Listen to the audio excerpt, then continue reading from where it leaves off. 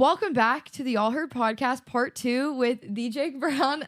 Unfortunately, we filmed this once, and then the sound got botched in uploading, which was not great. And so we're back yet again. Thanks for walking 2 feet into this room and being here today. No problem. It's I'm glad to be here. Glad to take the journey over. Truly, it's great. Yesterday, very special day, very important day for you, was your birthday. It was. Happy belated birthday from the Y'all Heard podcast. Yeah. Oh man, I appreciate that. Huge for the program. So fun fact, Jake actually has funded this entire effing setup, which is like incredible. Thanks so much. Because it's not every day that your boss lets you build a podcast studio in your office, and we may be building another one soon. TBD. Stay tuned. Yeah, stay tuned. Yeah. Follow, and share all of our social media so we can build it. We'll tell you all about it. Yeah, it's great. But yeah, for context, it stinks because I feel like I'm re-saying everything I said in the last episode. But that's what I'm gonna. No, that's fine. I mean, we're the only people who. Exactly. Ran but that through. This is true. So Jake is actually my boss. A boss of about 365 days now. It's about a year from when I quit my other job, so that's crazy. But yeah, Jake is my boss, great boss. Definitely feels like big brother mentor role for me for sure. The finance bro that won't mansplain crypto to you for sure. So but no. Add it to my LinkedIn. Add it. That needs to be your LinkedIn profile thing. That's awesome. But no, Jake's seriously been great. I've learned a lot from him. He's been through a lot of shit in the short amount of time he's been on this earth, 35 years, halfway to 70. Huge for the program. So dad, author, in recovery, coach, like fucking real estate guru, private equity guru, all the things. Yeah, I don't know about guru, but we're figuring it out. Yeah, damn sure. And no, this studio, everything in here it's so cool to sit in here and see it. Because you and I have had these discussions about, kind of what we want to do, what we love about Oklahoma City, and the ability to not only talk about like what our company's doing in Oklahoma City and beyond, but also, have the ability to showcase like awesome entrepreneurs, awesome people who are doing cool things in Oklahoma City. And it's cool that we have this just, in the office to do that. So. Yeah, no, it definitely is great. And it's been fun for me because I'm not great at a lot of things, but talking is one of them, and talking to people is one of them. So that'll get you further than you think. Yeah, this is true. This is true. But we'll just go through part 2, basically what we did last time. So tell us what exactly you do, how you got here. Just give us a blurb, elevator pitch. Yeah, no. So how I got here, it's been like 3.5 or 4 years ago now, but our current partners, TMJ Capital, Ty and Morgan, and I got together. The jaw disease trio. Yeah, for sure. The jaw disease trio. Man. Kidding. No, I didn't know what TMJ was. We filmed a video where like truly like we just took our initials and put them together, and we didn't realize that, it's like a jaw disorder. And what jaw are disorder you? Capital. You're the J. I'm the J. I know. Yeah, no, never thought I'd be making like the cringiest influencer videos of all time in the office, but here we are. They're great. They make for great content, for sure. They for sure do. They for sure do. But no, Ty Morgan and I got together initially. Ty Morgan are veterinarians.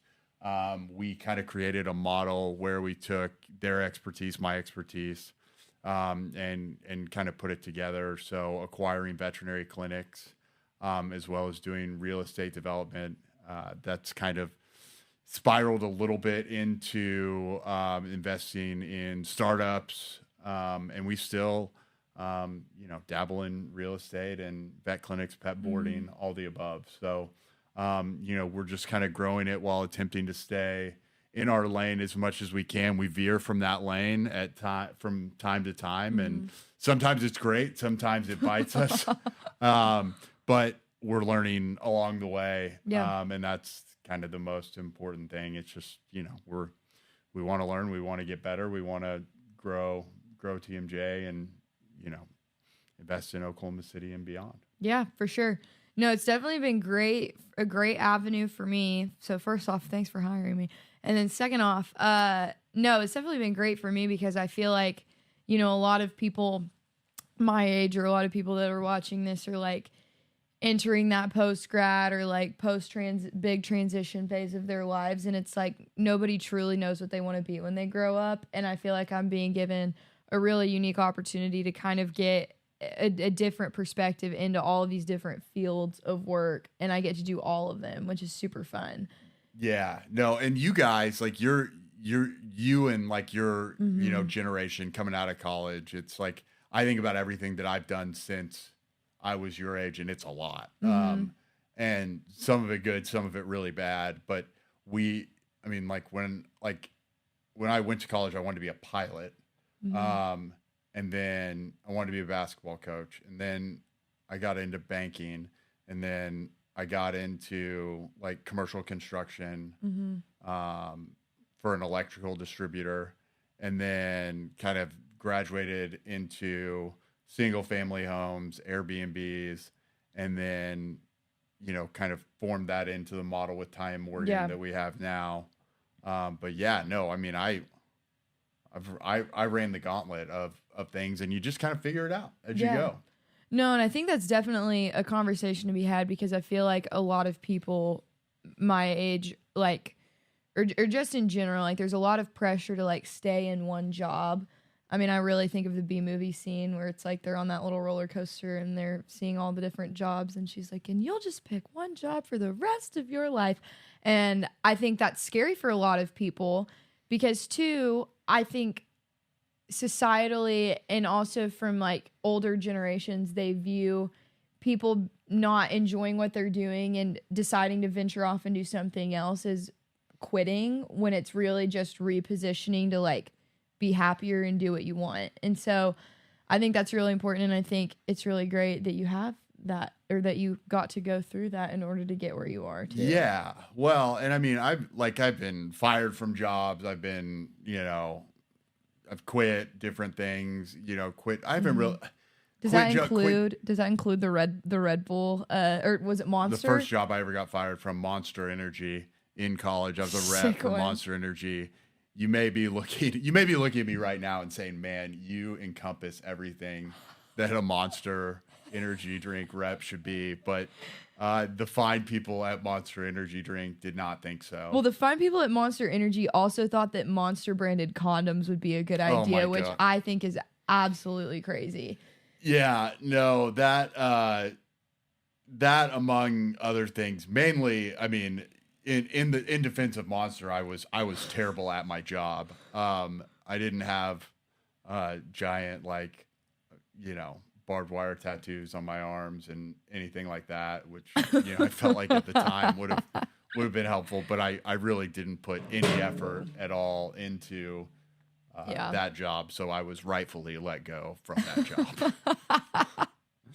But I was like 20 and an idiot, so, you know, that's my defense. But no, like on that subject, in all seriousness, you know, we, like, in coaching, like, so forgive me, I speak in cliches a lot, but all good. We love cliches in Hobby Lobby. Just kidding.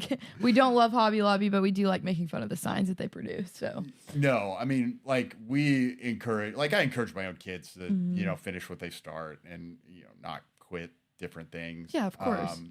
See things through to the end. But yeah, no, I mean, if you're unhappy in a position you're in, you know, sort of like you were, you know, you've got a lot of life to live. And I mean, literally, I've had like almost like 3 different phases of life since I was your age and kind of figuring out what I want to do. And I still don't have it completely figured out. But I mean, I think that's like, that vulnerability is important to like show to you all, because I think generations above us, are not as willing to talk about like, yeah, no, I did this, but I hated it. Or like, Yeah. I was in this career, but like it sucked. I just did it because, I was told this is what I had to do. Yeah. And, I don't think that's the shift we're headed towards for your all's generation, my kids' generation, absolutely. and beyond. I definitely think that the whole like, boundaries and doing what makes you happy thing can like get to a point where it's like a little much. Like, yeah, you do need to see through or finish what you started, because that's definitely something that's been instilled in me from a young age. But I'm glad, it's refreshing to hear that like you think, there comes a point where it's like life's too short to have a shitty boss. Yeah, and for sure. Life's too short to stay in a friendship or a relationship or like doing something that you just absolutely effing hate. Because I think you're right with older generations, is they do. I mean, there is a tendency, or like there's a pattern that I've noticed that like, a husband and wife absolutely hate each other, but they've stayed together because that's what they've been taught to do. And, divorce is like such a blah subject for everyone. So, and same with the job thing, and same with, just people get complacent because they think that's what they're supposed to do. And right, totally. I think, you only get one time on this earth unless reincarnation is real. Who knows? I don't know what my past life is, if it is, so I'm clueless. Yeah, I mean, I probably did some bad stuff if I, to walk through some of the things anyway. No, let's get into it. We can. Let's crack into it. No, but the complacency is, in my opinion, just absolutely like toxic. The comfortability in, something that's not like benefiting you. Yeah. How does that relate to like your experience? I was actually thinking about that like today, because I knew we were coming in and knocking this out. Mm-hmm. And I was thinking about like, and this is again, like back to coaching, talking about like being, comfortable being uncomfortable. Mm-hmm. A lot of the things that we do as a company that like I ask like my players to do in coaching mm-hmm. is to really be comfortable being uncomfortable, because, in that uncomfortability, like you are uncomfortability. Words are hard. They are. I don't articulate well, apparently. It's all good. No, I think you're doing great. You're killing it. I appreciate it. But we find that like true growth happens when you're uncomfortable, because you're digging deep, you're figuring out things about yourself that you wouldn't otherwise figure out if you weren't put in that uncomfortable mm-hmm. position. And for me, in basketball, that is, figuring out, opposing teams, what they do, finding out what we do well as a team, finding out what needs to be tweaked so that our team can, get to a point where they're as successful as they need to be. And then, in life, it's like, you go to high school, you go to college, you learn certain things that are like in a, curriculum that gets you, a pretty average path, a pretty standard mm-hmm. path.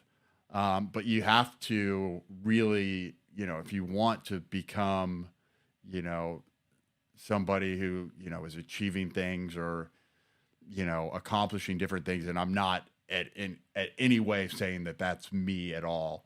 But, the things that I've really learned have been, kind of the product of some of my most uncomfortable moments. Yeah, no, for sure. I think it's a really good point. We actually talked about this, not last week's episode, but the week before.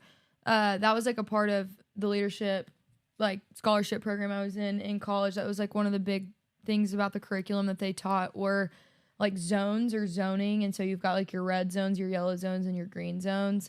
And your red zones, like for some people, it's like public speaking or like roller coasters. Like, I mean, it can be anything from something super serious to something super unserious, but it's like terrifying to someone. Right.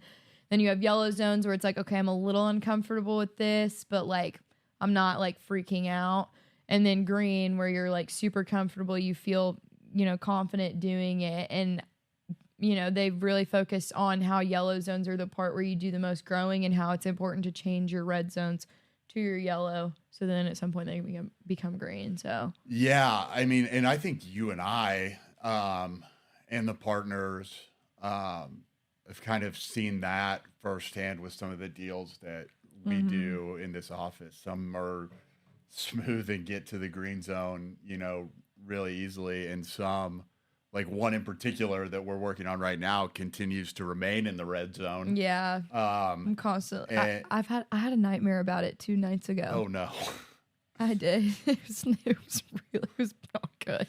And it's not like do or die, but we're, it's a company we've invested in, and we're, working through things on it. And I would say that we're in a zone where a lot of people, I would say we're in the orange zone, maybe the red to yellow. Yeah. If my color wheels are correct. Transitioning, if you will. Transitioning zone. But like this in particular is, we were in a zone that, I think a lot of people would have tossed the towel in and cut their losses and called it a day. Yeah. But it's something that we all believe in strongly, and something that we think can be so big. And so we just continue to work, and, we're losing money. Like, we are losing money right now, but know that will pay off in the long run. Yeah. So, well, it's also something we've just never, like, you've never done before. I've never done before. Like, it's a totally new breed of animal, really. Like, it's not, this is not, normal. So, well, and I've talked, and you and I have talked, Ty and Morgan and I have talked, and, how the importance of like staying in your lane and doing what you know.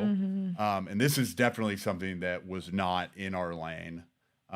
So, we've had to learn it by, essentially drinking through a fire hose and figuring it out. Like, you just, like, at the end of the day, like, figure it out. Like, what's the solution, right? No, yeah, for sure. Well, and I think that leads into a really good discussion topic as far as like risk taking goes. I know you've discussed how you've had people in your life that are like, I wouldn't even necessarily say envious of you, but more so just like, like, how did you get to where you are? And I think the importance of risk taking is something that's a really good thing to talk about. Yeah, no, I have what I would describe as like a pretty healthy appetite for risk. And, we can really get in the weeds of my personality and talk about like stuff, in my past that, probably just, ways my brain is wired that gives me that healthy appetite for risk. And that's not to say that it's not, a dangerous thing at times where I've got to really check myself and make sure that, it's not just something that I've got tunnel vision on, that it's something that is good. But yeah, no, I mean, like, you guys are in a perfect spot. Your generation and Emily and Caroline's generation, my daughters, are in a great spot where it's like, there is so much new technology. There are so many new avenues to learn and grow in our world now that like we're not even in our thought process when I was your age. And it's like, man, let's learn these new things. Let's learn these new technologies. Yeah. Like, I still like, I'm still learning like Chat GPT, and you guys have been using it for like years, know? I don't know though. It's like more new for me as far as like, it kind of was on the come up when I was coming out of college. So I didn't really get to supplement a whole lot of my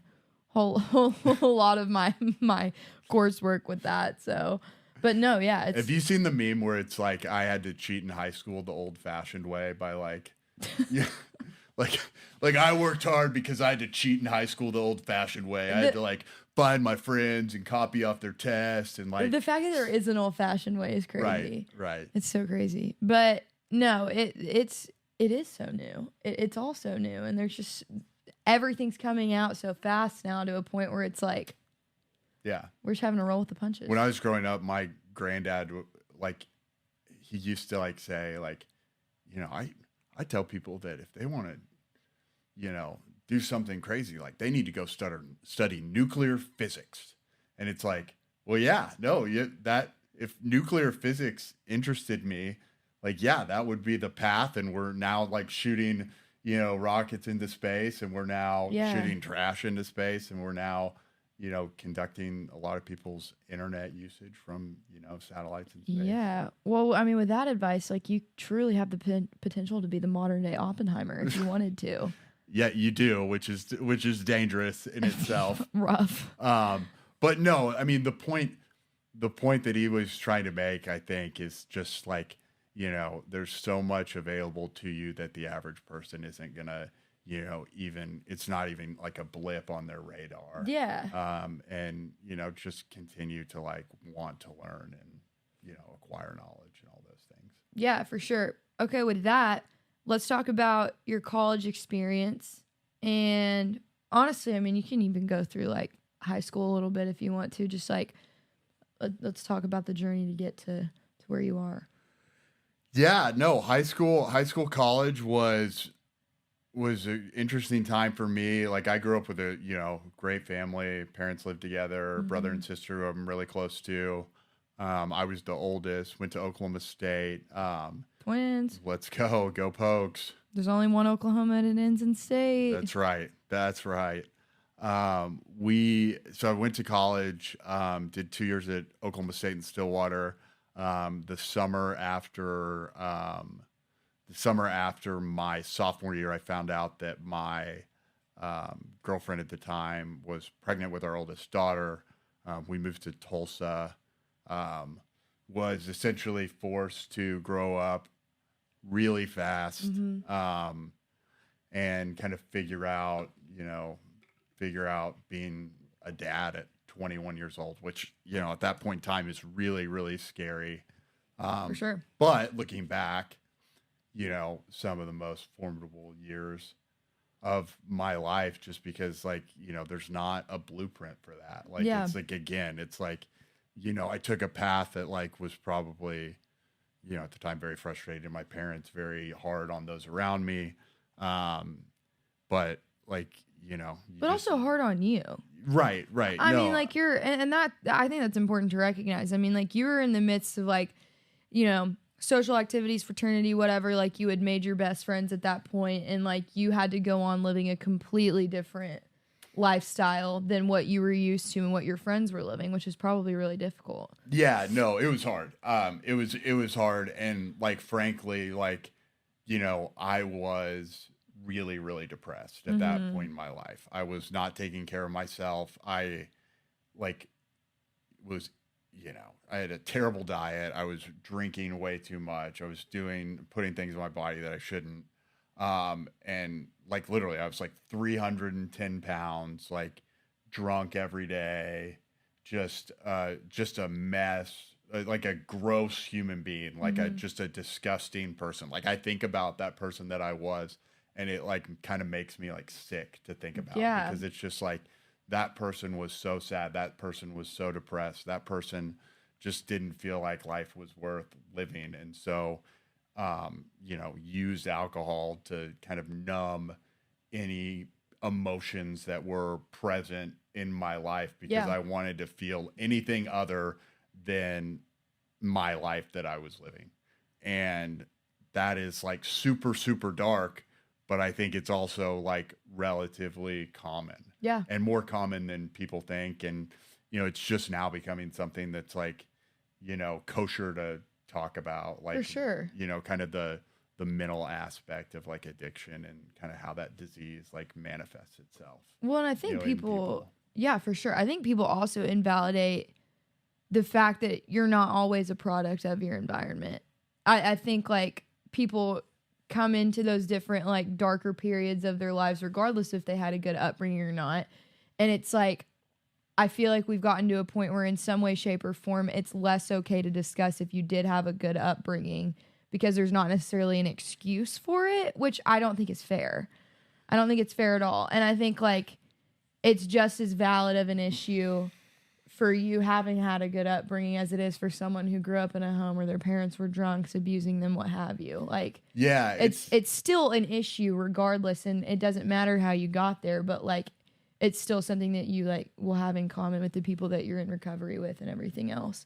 No, totally. And that's the other thing. It's like, Well, Jake has literally everything going for him, like great family, they, take care of him. They help him out with, I had a ton of help, with our daughter when she was born. Like my parents were great. My ex's parents were great. We had all the support in the world, and I still had this, mentality of like, life is hard, life is bad. Well, it really is a disease. And I think it's not, it's not picky with who it chooses either. No, it definitely does not discriminate. It doesn't discriminate. And I know some like very successful high achievers, people that have accomplished, 1,000 times more than I have in my life, that have battled it and gotten through it. But I just think, it's something that's, important to get out there and talk about. But, mainly it's just like, with that all being said, the most important thing I have done in my life is get sober. Yeah. Right. Like it is the single most important thing that I've ever done in my life. Yeah. No. And I think also it's played a really impactful and just like a very big role in your role as a coach and as a dad, and as a boss. Like, I mean, like these are conversations that, we have here and there. And these are conversations that you have with like your own kid. Well, you will have with your own kids. Obviously they're a little bit young now for that, but I mean, it also in coaching. And I feel like it's super important because especially like with you being such a big role for young men, like I feel like it's almost less acceptable or less okay for men to talk about these things and these issues that they struggle with. And then they're led to mask it with alcohol, drugs, whatever. And so I think you're setting like a really key and important example for these younger kiddos to realize like, hey, like it's okay. Everybody has problems. Like, let's talk about them before they get to a point where it's like, okay, this is a really big issue. Right. No, totally. And like, in coaching, like the different places I've coached, like, I've coached in like polar opposite places. So like small town Oklahoma, where, I've met some of like the greatest people that I've ever known in my life. And it's a town called Blue Jacket, Oklahoma. Coached basketball there for 2 years. Like literally some of the greatest people. But yeah, no, it was prevalent in that community. And I was early in sobriety there. So I feel like one of the disservices that I kind of did was just like, I was kind of afraid to be as vulnerable about it with them. And some of those kids that I was really close to and some of the other teachers, like I confided in them about it. But really it wasn't almost until like after I left that like I really kind of had those hard conversations with people there. Yeah. And then, I coach at McGinnis where I went to school. And these kids are all, for the most part, a lot like me, a lot like I was.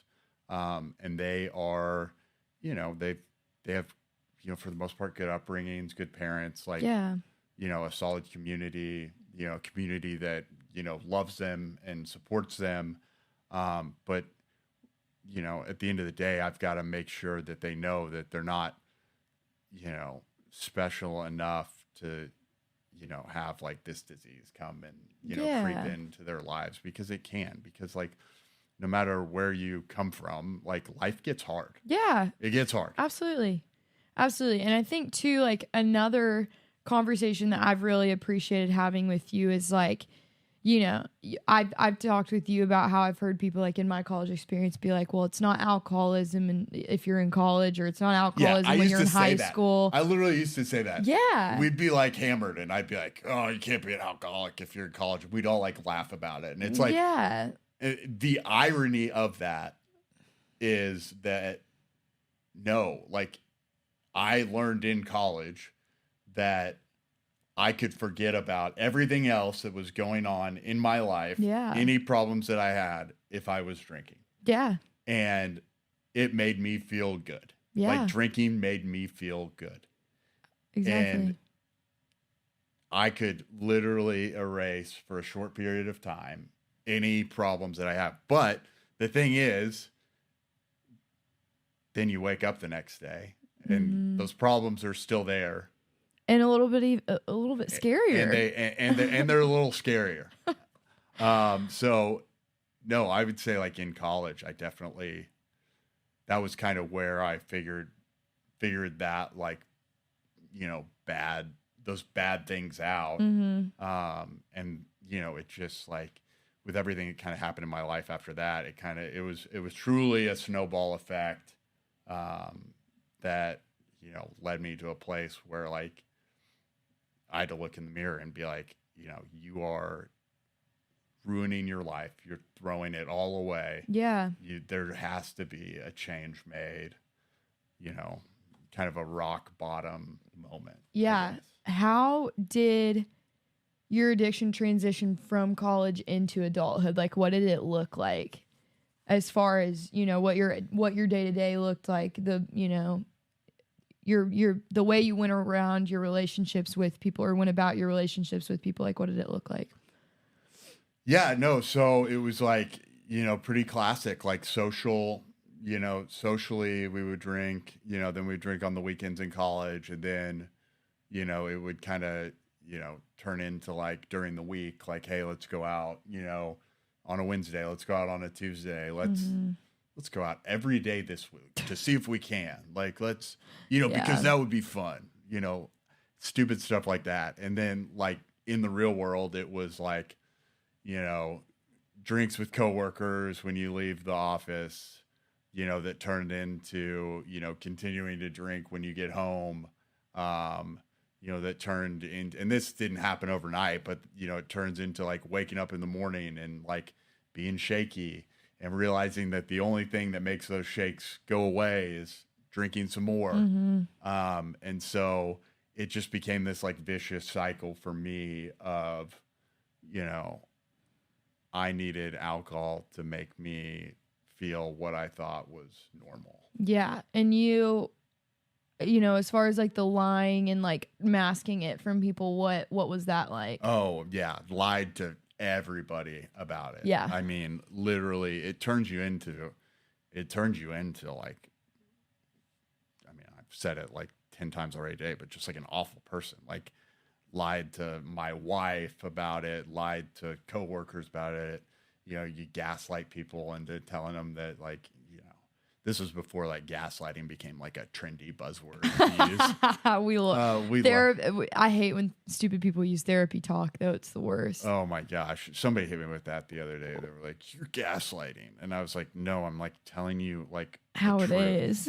You know, that's, you can't like reframe that. Like, no. But no, I digress. I was a manipulative liar. I would hide stuff in the house. I would, you know, drink on the way to work, on the way home from work. So it didn't look like I was drinking as much when I got home. I mean, it was awful. And I had, you know, I was a dad, like, right? Like, I mean, it's just like no way to live. Yeah. But like, it was my reality for a long time. Yeah. What did the breaking point look like for you? Like, how did that happen? I had like, you know, once again, lied about my drinking for like the 1,000th time. And, moved out of the house for a little bit, was like living in a hotel, drinking, obviously, like round the clock. And like my only human interaction was with like the Domino's pizza guy who would like bring me like a large pepperoni pizza. And I was like 320 pounds, whatever. Like just a gross human being. And, not that like that specific number. It was just, but like I'm clocking in at like 195, 200 now. You're so not just naturally like heavy. You're not naturally heavy set. Right. Like, yeah, right. I get you. And it's just like, I remember looking in the mirror and like, you know, my wife had like come to see me and like, I give her a lot of credit. Like she like, you know, pushed me to like get help. Yeah. And yeah, I just remember like looking in the mirror and looking at myself and it's like, you're going to die or figure out a way out of this. And the way out of this is going to be really hard. Yeah. But I mean, it's either that or you are going to die. And so, thankfully I chose, option A, which is get out of it. And it took a long time and a lot of help and surrounding myself with a lot of people who had, gone through it themselves and were just passing it on to the next guy. Yeah. And, it's not like poof, here we are, but, no, equipped with the tools that like, hopefully, at the very least I can, pass it on to the next guy as much as possible. Cause there will be a next guy. There will be a next girl who is, dealing with this stuff. And not to mention, I mean, I feel like I'm taking over just rambling. No. This is what I have you on for. This is the point. Perfect. But no, not to mention when I talk about you guys or like Emily and Caroline, not to like loop you guys all in. You guys are different. I mean, I have a little brother that's Emily's age. You're Gen Z, they're Gen whatever. Gen Alpha. Gen Alpha, yeah. Sick. But another thing is there's just like even more available to you guys, drug-wise, alcohol-wise. The fentanyl crisis is at an all-time high right now. No, and you want to talk about buzzwords, it's like the fentanyl crisis, but it's like, no, I mean, people need to hear that, like, there is a path from, street drugs, street pain pills, to prescription drugs, to fentanyl, maybe mix in some heroin in between. It's not a path I took, but it's a path that I've seen people take. And I've been to a lot of funerals of people who took that path. And they're young people. They're people who had their lives ahead of them. They're people who could have accomplished great things. They're people who, some of them came from tough backgrounds, but some of them came from great families. And it's like, it doesn't discriminate. And, I've literally sat in churches, looking at caskets of kids who've gone down that path. And it's like, the only thing we can do is make sure that as many people as possible are equipped with the knowledge of, this can happen to you. This is not gonna, only happen in like some poor, impoverished neighborhood. Yeah, like, this is gonna happen to you down the street, and you better be equipped with the tools to realize, like, that, I know what the end result is. I know the consequences of this. I know that these consequences outweigh my desire or peer pressure that I'm getting from others to, maybe want to try it just a little bit. Yeah. And you've got to just make sure people know that, or else, we're going to continue to see young people, die from these overdoses that we really aren't equipped to, handle as well as we act like we do. Exactly. Like, go to the Narcan vending machine at the club, test your drugs. Like it's crazy. There's a time in my life where I wouldn't necessarily say that, like, testing drugs or testing, things in front of you is something that like true addicts really are going to do. Yeah.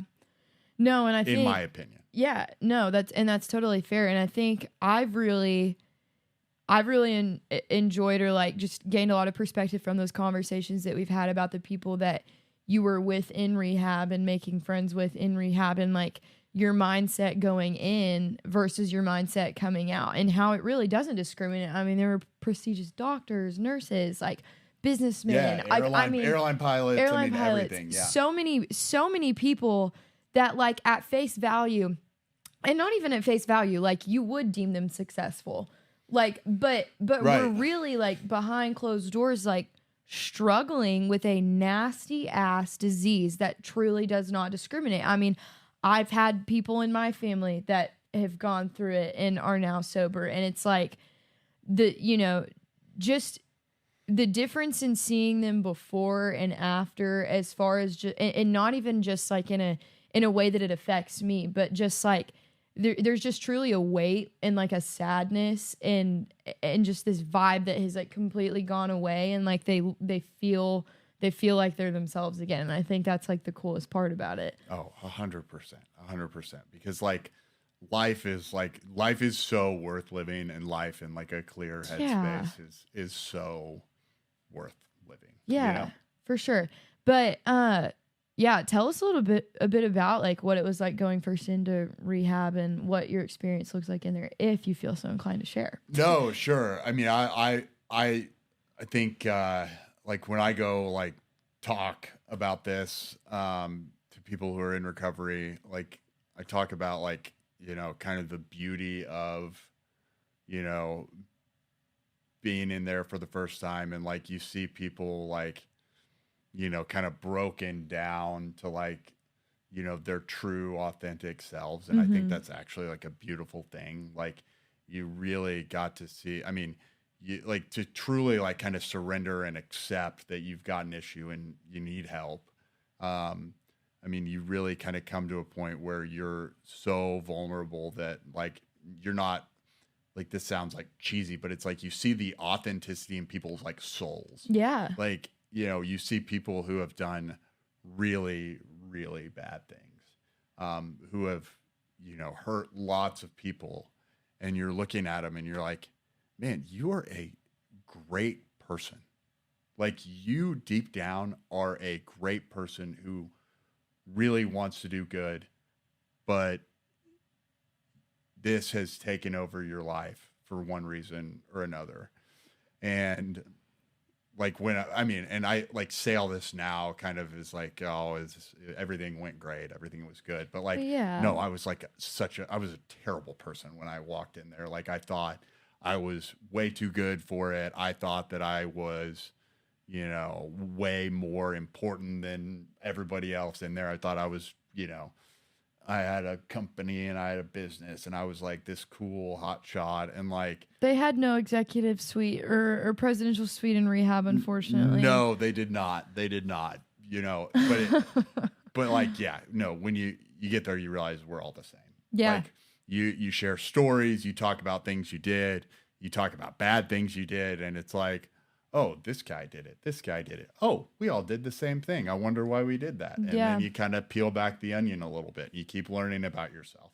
Yeah. And that's a really, really cool thing. And, you know, I had counselors there that, you know, helped save my life. There were people there that were so influential to me, that equipped me with tools that I still like use today, not just like in recovery, but you know, kind of in life. Yeah.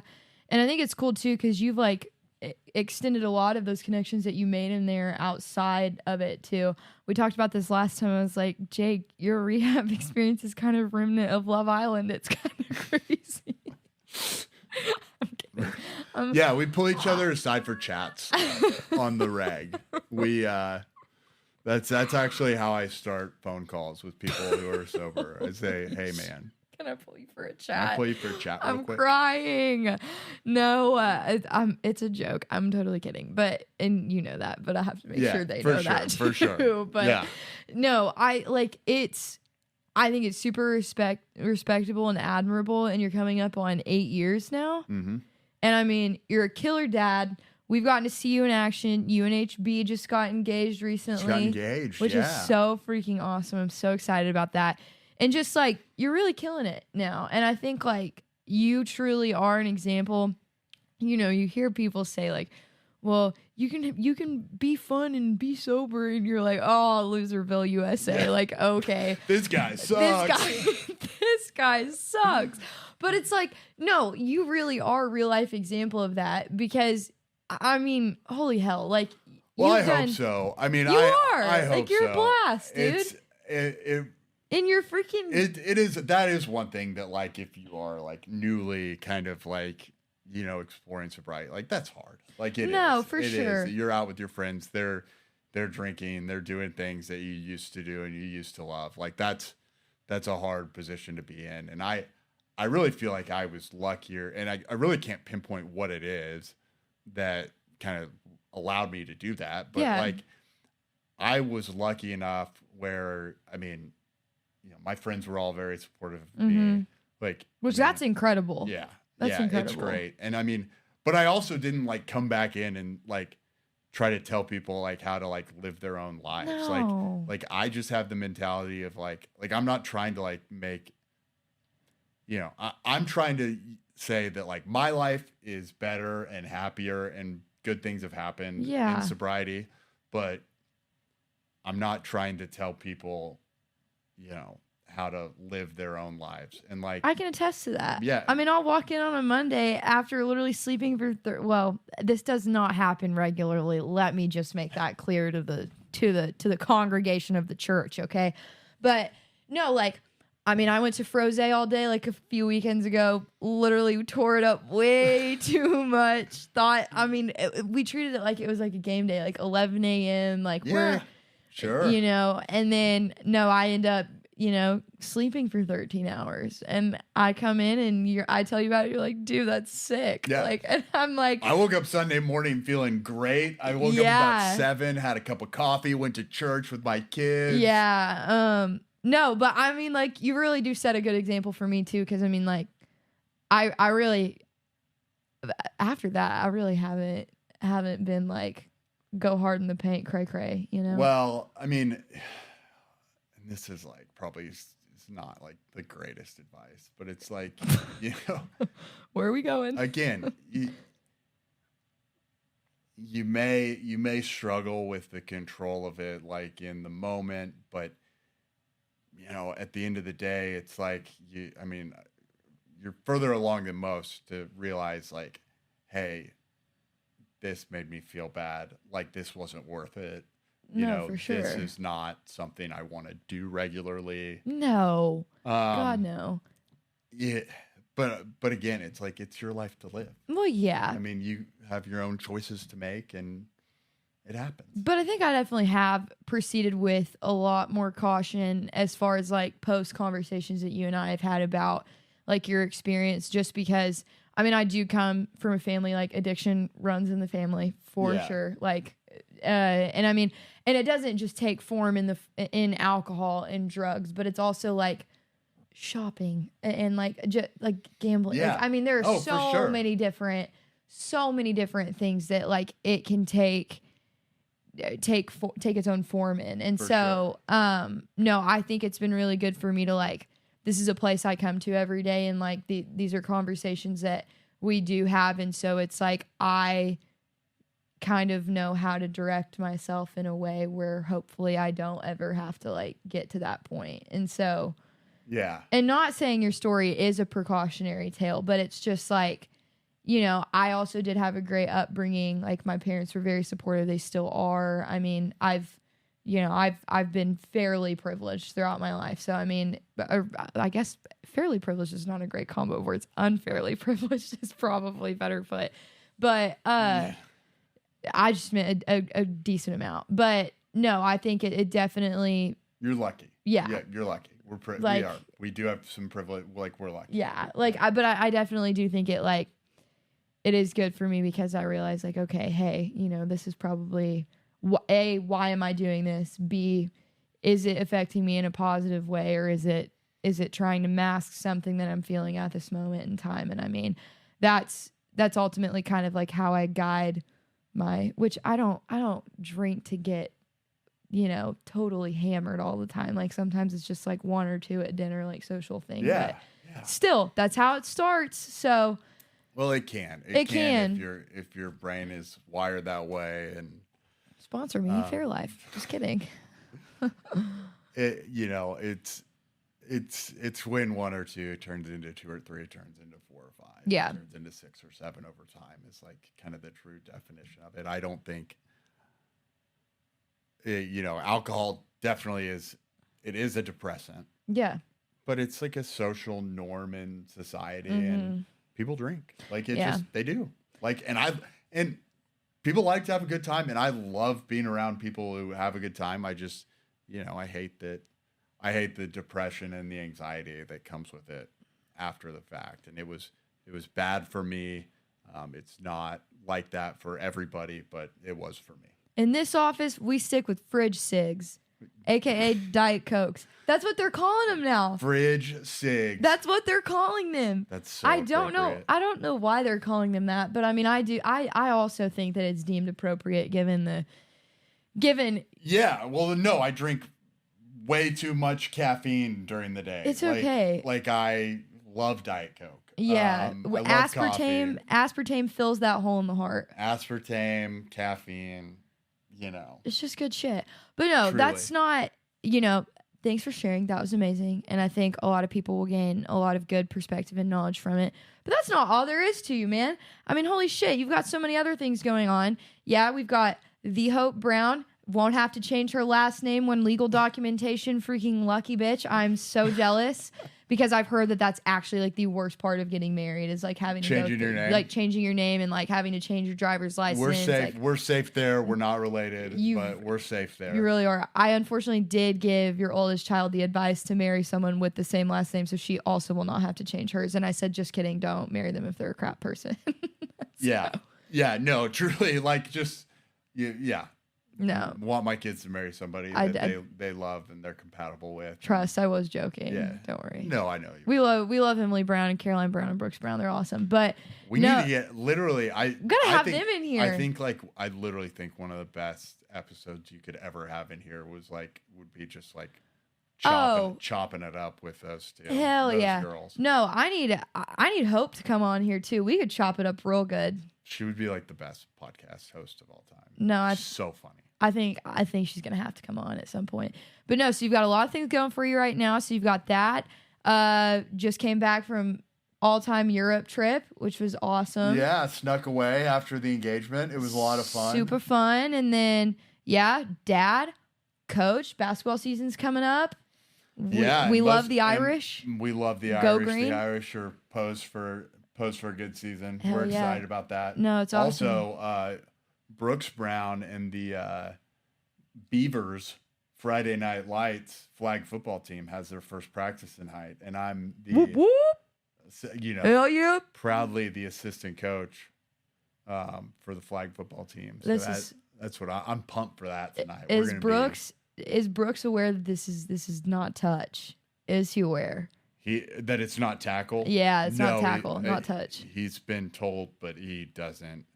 It's I don't think that matters. I think smoking their butts, Dad. I think penalty flags for tackling are in his future in flag football. We love that for him. Dude, naturally competitive spirit, a little bit of aggression in there, and we love it.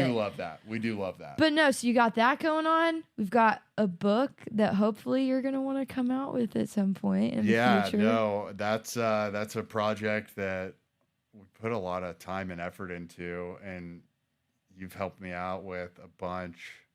And again, that's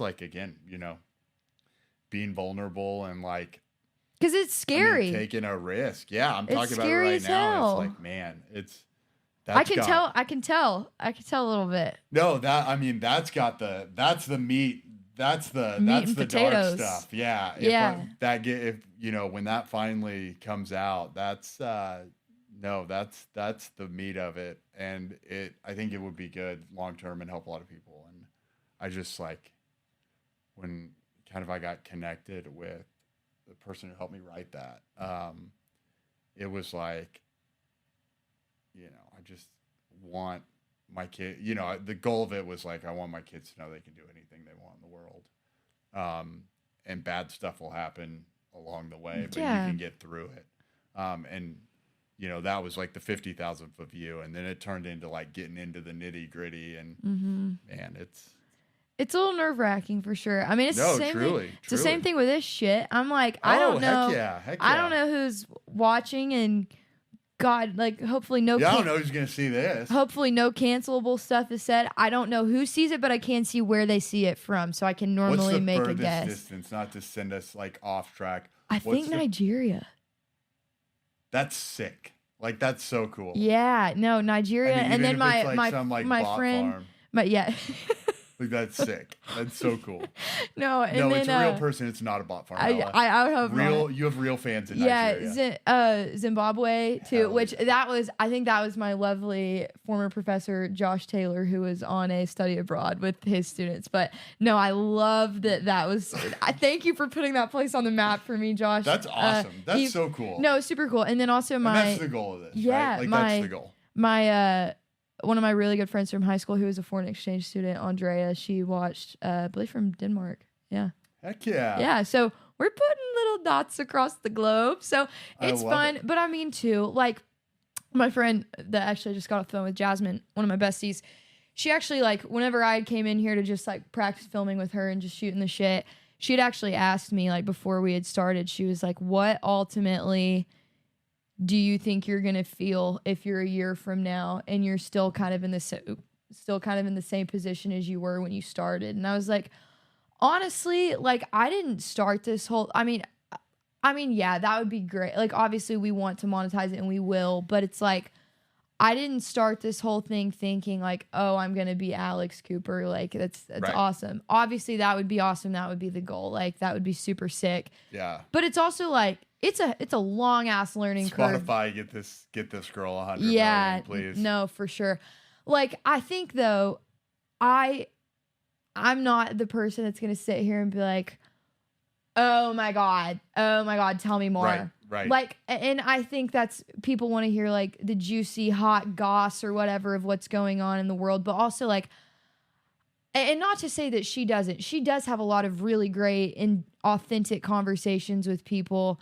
But, like, I want to go at a different level than what normally is done in, like, that aspect of the podcasting world. And also not, you know, focus on the shittier stuff and the harder stuff. But just have different kinds of conversations, for sure. No, totally. And there'll be people who come in here that you have a lot of fun with and you laugh a bunch. And I hope that I can come back on and we can chop it up about, like, current events and just, like, bullshit that's going on in the world. No, like, we're for sure going to. I mean, God, I still have, but if you have the time, a little bit. Yeah, I mean, maybe time for, I have the time, but I'm nervous about what we're getting ready to fire off here. Oh yeah, no, we had some people that asked some questions that they wanted you to answer on our little sneak peek first guest coming right up post. So one of my dear friends and listeners asked, how is work and life in Oklahoma City / Edmond? I've wanted to work there, but I've heard mixed things. Help a girl out.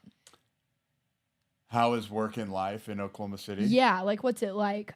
Personally, for me, literally the best decision I could have made post-grad, coming from a Reformed Texan. Like, I freaking love this city. It is a blast and a half, especially if you're post-grad. So, well, I mean, and you've seen the metrics that we kind of look at on the real estate side, but you know, everything, all the data that we look at, like all the pure numbers that we look at, show that, like, people want to live in Oklahoma City. People are moving to Oklahoma City. People want to live in Oklahoma City. It's the BLC, truly. And I have, you know, spent time in, like, I've been all over the place for work. Yeah. And lived, you know, not permanently too far outside of this bubble, but have lived in a couple of different places. And Oklahoma City is the best place that I've ever lived. I grew and you're raising your kids here? Grew up here, chose to raise my kids here. No, it's one of the fastest growing cities in America. We've got a plug that, you know, we're NBA champions. That's lowest cost of living too. Super low cost of living. Yeah, NBA champions though. Lots. Dude, freaking awesome. Let's go. Like, LFG, can't wait for this season. It's going to be a blast. Yeah. How about, like, hanging the banner in front of KD? I know. Carson. Game 1. Carson was so, like kicking his feet, so giggly about that, because, like, he was, it's diabolical. I think, like, his biggest issue at his age, whenever that whole frenzy occurred, was said frenzy when KD just up and left. He, like he said, I think he told me he cried. Carson, if I'm wrong, I'm so sorry, but I believe you did tell me you cried. Well, like, we're so pissed. I don't remember, like, specific. I mean, I do remember specific days when, like, big things happen, But like, there's recently an interview surfaced, and the interview's from like 2017, where like Kevin Durant talked about like how toxic Oklahoma City was. It's like, I can't believe people are not nice to me there when I come back, and it's like, bro, like, you literally, like, what reality do you live in? We lost to the Warriors, then you joined the Warriors and won titles there. Like, I mean, like, I respect you as a basketball player, but of course we don't like you here. Like, no, get out of here.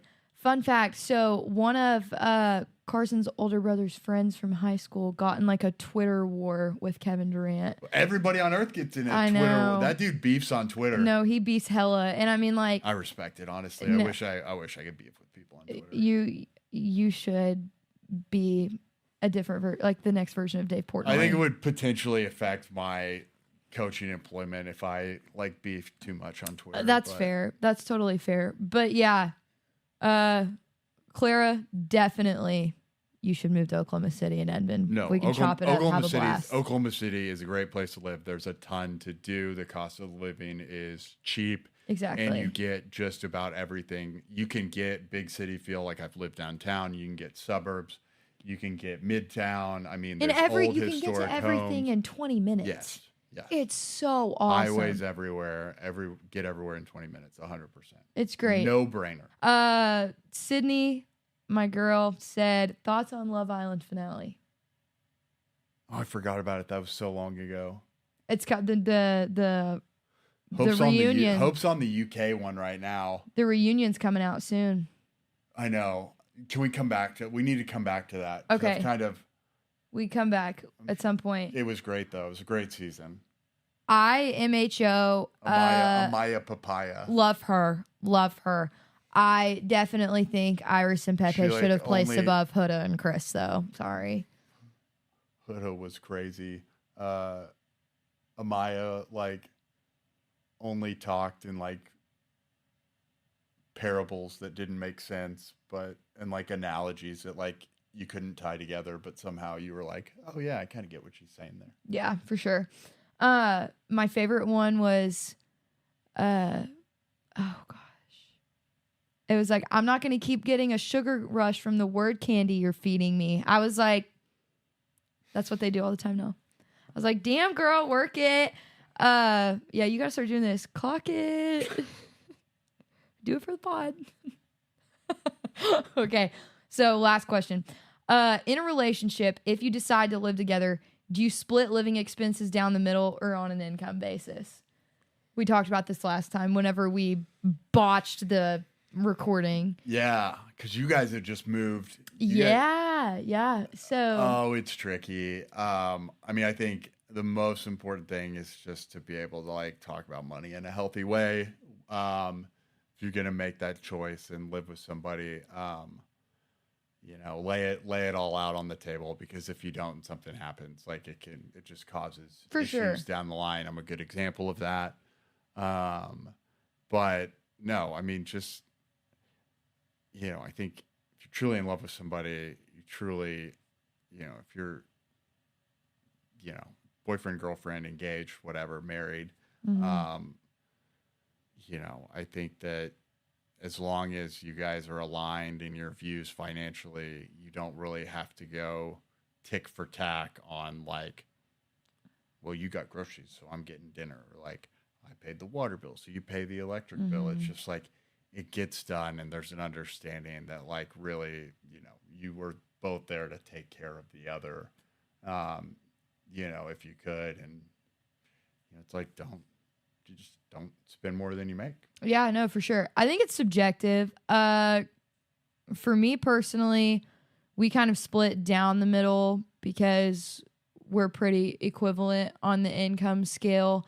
But I mean, we know too, it all comes out in the wash anyways. So it's like, and we honestly, like to be super transparent, like we did have to figure out and we're still in the process of figuring it out. Like when we go and get groceries, or like, not being tick for tack on like, okay, like, do we split this down the middle? Or like, there's some things that I buy that Carson doesn't want to exactly eat, or like vice versa. But no, I think it is very subjective. And it, like you said, it's really just like being very upfront and honest about your financial situations and just communicating in a healthy fashion about money.